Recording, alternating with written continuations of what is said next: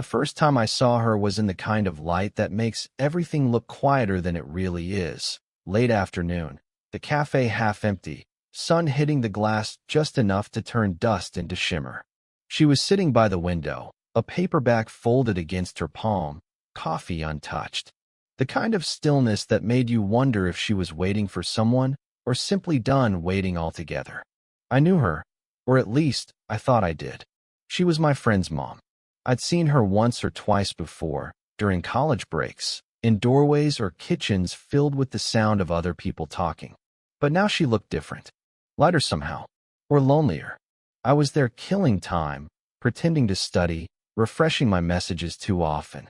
She noticed before I did that the barista had gotten my order wrong. "That's oat milk," she said, her voice calm low. "You drink regular." I looked up. "You remember that?" She shrugged, a ghost of a smile. "You always complained it made the foam collapse." That's how it started. A small, unimportant exchange that made me feel seen in a way that had no right to mean as much as it did. She didn't invite me over. She just kept reading, the corner of her mouth curved like she was listening for the world instead of watching it. I sat 2 tables away, pretending to type, every sound suddenly amplified. Her page turns, the soft drag of her finger across the cup, the sigh she didn't mean to let out. Every few minutes, I'd glance up. Once, she caught me. Her eyes met mine, steady. "Stop sneaking glances," she said quietly. I froze, heat rushing up my neck. "Then let me stare freely," I said before I could stop myself. The words hung there, half a joke, half a confession. She blinked once, slowly, not offended, not flattered, just present. Then she went back to her book. We stayed that way for a while, her reading, me pretending to. The air between us had changed, but not in any way I could name. When she got up to leave, she didn't look at me. She just placed a small paper packet on my table, sugar, unopened, and said, "You always forget to sweeten it." And then she was gone. I stared at that packet for a long time. It felt like something left behind on purpose, though I couldn't say what. That night, my friend texted me out of nowhere, a short message. "Mom says she ran into you today. She said you looked tired." I didn't reply. I lay there, phone screen dimming against my chest, thinking about her voice when she'd said stop sneaking glances. It wasn't scolding. It was almost soft, like she knew exactly what I was doing, and maybe part of her didn't mind. I thought about the sugar packet again, how light it felt, how small, how some things, once handed to you, become impossible to return. It had been 2 weeks since that day in the cafe. I told myself I'd just happened to stop by again, that I liked their coffee, their playlist, the quiet. But I checked the time before going, and deep down, I knew I was hoping she'd be there. She was. Same seat by the window. A different book. Same calm that didn't need attention, but always drew it anyway. When she looked up and saw me, she smiled. The kind that starts small and ends like a question. "You again," she said. I laughed a little too quickly. "Could say the same about you." She closed her book, slipped her reading glasses onto the table. "You're supposed to be with people your own age," she said, though her tone was light, not scolding. "People my age don't notice what kind of milk I drink," I said before I could stop myself. That made her laugh, a soft, honest sound that seemed to surprise even her. We ended up sharing a table, mostly because all the others were taken. That's what I told myself, anyway. She asked about school, about my plans. I asked if she still painted. I remembered my friend once mentioning her old art supplies. "I used to," she said, stirring her tea. "Then life got loud. Painting needs quiet." Her voice faltered on that word. Quiet, like it held a memory too heavy to finish. "Do you ever miss it?" I asked. She looked out the window. "Some things you stop doing before you realize you've stopped. And when you notice, it's already too late to start again." We both went silent after that. The kind of silence that doesn't need to be filled. I noticed her hands. The way she kept brushing the ring mark on her finger, like a habit that hadn't caught up to reality yet. My friend had mentioned the divorce once, offhand, like it wasn't worth the story behind it. At one point, I offered to carry her things to her car, An excuse, maybe, but she didn't object. The rain had started, thin at first, then steady. We stood under the awning, the sound of it closing us off from the world. She pulled her coat tighter. "You shouldn't wait for people like me," she said. "We're all half-finished stories." "I don't mind unfinished things," I said quietly. She turned then, eyes searching mine like she wanted to believe that, or maybe wished she didn't. When she reached for her keys, her hand brushed against mine. Just that, a touch, light, accidental. But the world seemed to narrow around it. She didn't pull away immediately. Neither did I. And in that pause, I felt something shift, not forward, not backward, just deeper. Later, walking home, I realized I couldn't remember what we'd actually talked about, only how it felt. I don't know why that moment stayed with me. Maybe because it felt like someone finally saw me. She stopped coming to the cafe. At first, I told myself it was coincidence. Different schedule, different mood. But by the fourth day, the silence began to feel intentional, like a door gently closed, not slammed, but closed all the same. I caught myself checking the window seat each time I walked by, pretending not to. I ordered coffee I didn't even want, waited longer than necessary to leave. Then one evening, as I was locking up the student gallery, I heard her voice behind me. "I didn't know you worked here," she said. I turned. She was standing in the doorway, holding a small paper bag, groceries, probably. Her hair was damp from rain again. There was something unguarded about her that night. Tired, maybe, or just done pretending she didn't notice me noticing her. "I volunteer," I said. "Helps with credits." "And quiet." She smiled faintly. "You and quiet," I should have guessed. I wanted to ask why she'd disappeared, but I didn't. I just stood there, half hoping she'd fill the silence for me. Instead, she stepped closer to a painting on the wall, a study in charcoal, rough and half-finished. "Yours?" I nodded. She tilted her head. "You left the edges undone." I didn't know how to finish it. She was close enough now that I could smell the rain on her coat. She touched the frame gently, fingertip hovering just over the paper. "Sometimes things are better unfinished," she said softly. Something in her voice made my chest tighten. I turned to look at her, really look. The faint lines near her eyes. The way she bit the inside of her cheek when she was thinking. She noticed. "You shouldn't look at me like that." I don't know how else to. For a second, neither of us moved. Then the sound of footsteps echoed down the hallway, my friend's voice, calling my name, getting closer. Her expression changed instantly. She stepped back, arms crossing like armor. "You should lock up. It's late." I opened my mouth to say something, anything, but he appeared before I could. "Mom." His voice was sharp, surprised. Then, narrowing his eyes at me, "You two know each other?" She smiled, too quickly. "We just ran into each other." He was showing me the exhibit. My friend nodded, still skeptical. I couldn't meet his eyes. After he left with her, the silence of the hallway felt wrong. I stood there staring at the charcoal sketch, her fingerprint smudged faintly on the corner. Later that night, my phone buzzed. A message from an unknown number. "You left the light on in the gallery." That was all it said. But I read it again and again, until the words blurred. And maybe it was nothing. Maybe it was her way of drawing a line. But part of me couldn't shake the thought that she'd noticed the light because she'd gone back. Because she hadn't quite left. It was a week after the gallery night. We hadn't spoken since the text.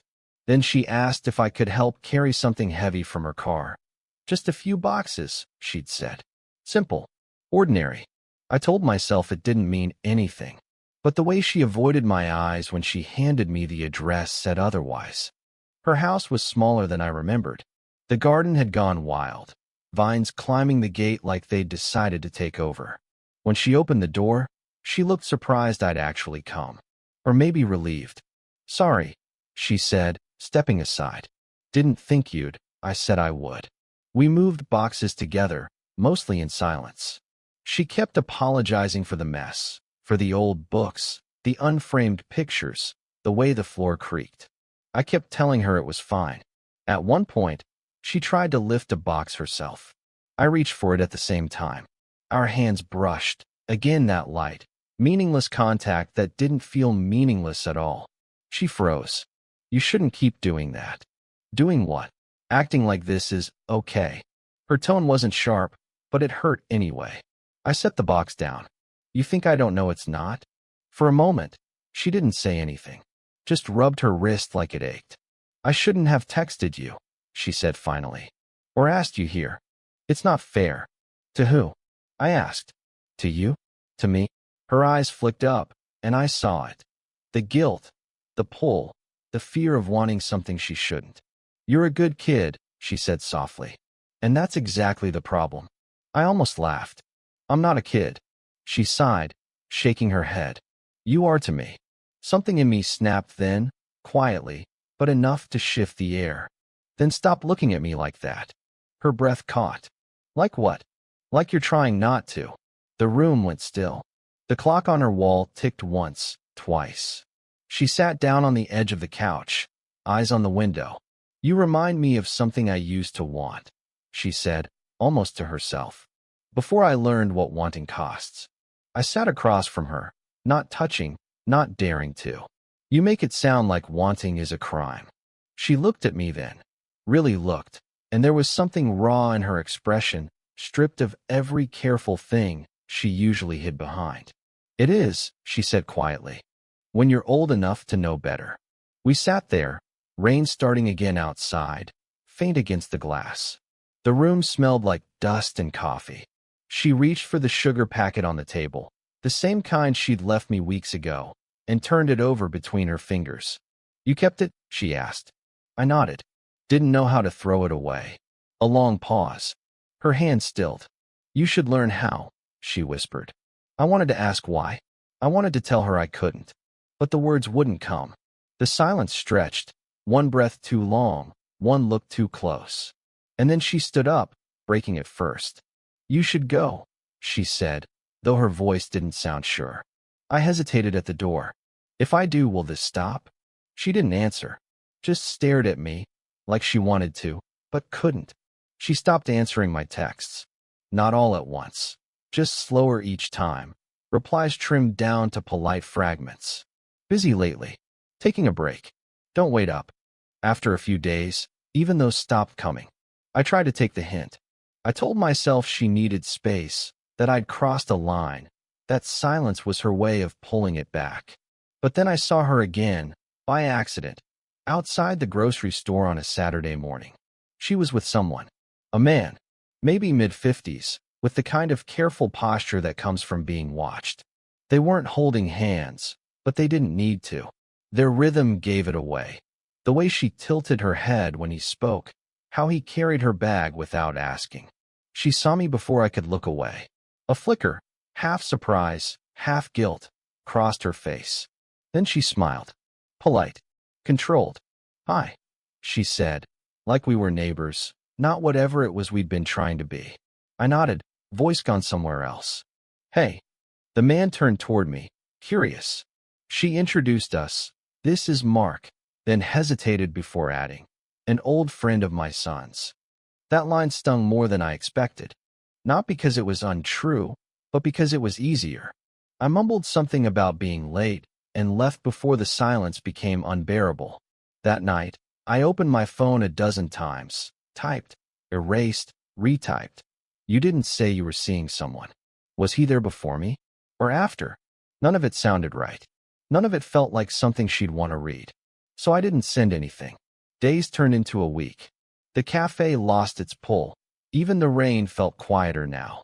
My friend mentioned his mom once, in passing, said she'd started painting again. That word, again, caught me off guard. I imagined her at a canvas, sleeves rolled up, a jar of cloudy water by her side. Maybe the man helped her carry the easel. Maybe he was the reason she'd found the quiet she said she'd lost. And maybe that's all it ever was, me being a reminder of something she didn't want anymore. I stopped going to the cafe, stopped walking past her street, tried to unlearn the small rituals she'd left behind, the sugar packet still in my wallet, the memory of her voice when she said you should learn how. But sometimes, when my phone buzzed with a random number, I still hoped. It wasn't heartbreak, not exactly. I didn't feel shattered. I felt paused, like life forgot to finish the sentence. It was late spring when she called. Not a text, an actual call. Her name lighting up my screen after weeks of silence. I didn't answer right away. I let it ring once, twice, then picked up, pretending not to sound surprised. "Hi," she said. Just that. "Hi." A pause, long enough for both of us to hear everything we weren't saying. "I was cleaning out the garage," she said eventually. "Found something that's yours. Thought you might want it." "My sketchbook." "Yeah." She exhaled. "Didn't realize you'd left it here." I hadn't, but I went anyway. When she opened the door, she looked different. Softer, less guarded. A smear of paint on her forearm, hair pulled back in a loose knot. The living room smelled faintly of turpentine and rain. She handed me the sketchbook without meeting my eyes. "I was going to drop it off, but I'm glad you didn't." That made her look up.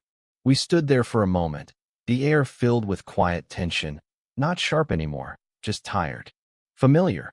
"I heard you're painting again," I said. She nodded. "It feels strange, like talking to someone I stopped writing to years ago. That's how I felt seeing you again."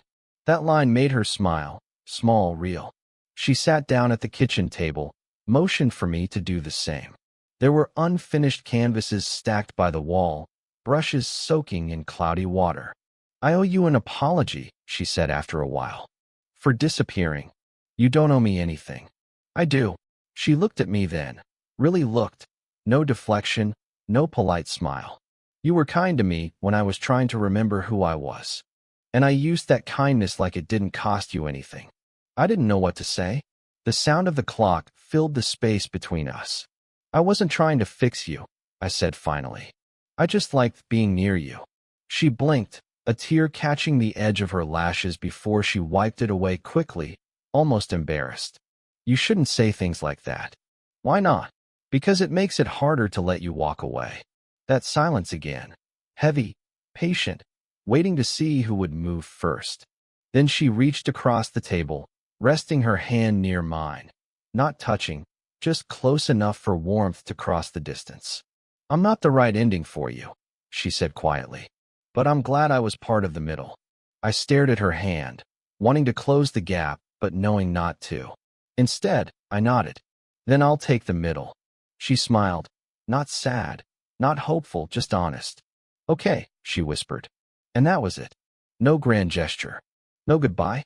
Just two people sitting in a quiet kitchen, finally saying what needed to be said, and nothing more. A year passed. Not all at once, slowly, in uneven moments. Seasons slipping through unnoticed. She moved to a smaller place, closer to the sea. My friend mentioned it casually one day, said she wanted a view while she painted. I didn't ask for details, but I found myself in that town a few months later, walking along a quiet street lined with olive trees and salt-stained fences. It wasn't coincidence. Not really. The cafe near the pier looked familiar. Same faint smell of burnt milk, same scratchy jazz in the background. I ordered black coffee, no sugar this time.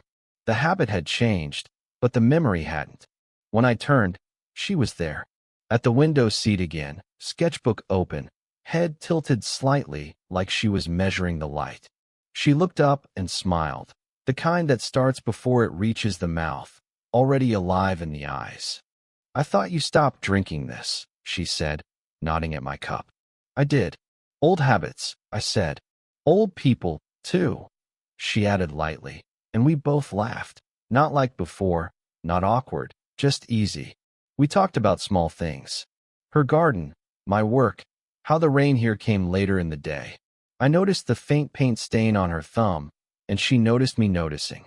"Still can't throw things away?" she asked. I reached into my wallet, pulled out a tiny, creased sugar packet. "The same one." "Guess not." She took it, turned it over in her hand, smiling softly. "You kept this all this time?"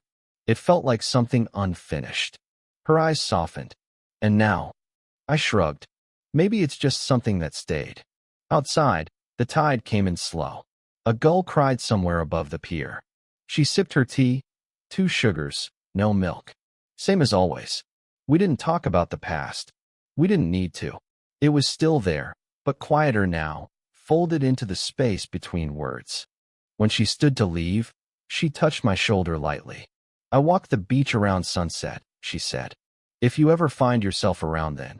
She didn't finish the sentence. She didn't have to. That evening, I went. We walked without talking for a long while. The air smelled of seaweed and rain. She stopped once to pick up a shell, held it out to me. Listen, she said. It was empty, just the sound of wind trapped inside, but I listened anyway. She smiled. Sounds like quiet. And for the first time in a long time, it didn't feel like something missing. It felt like peace. We stood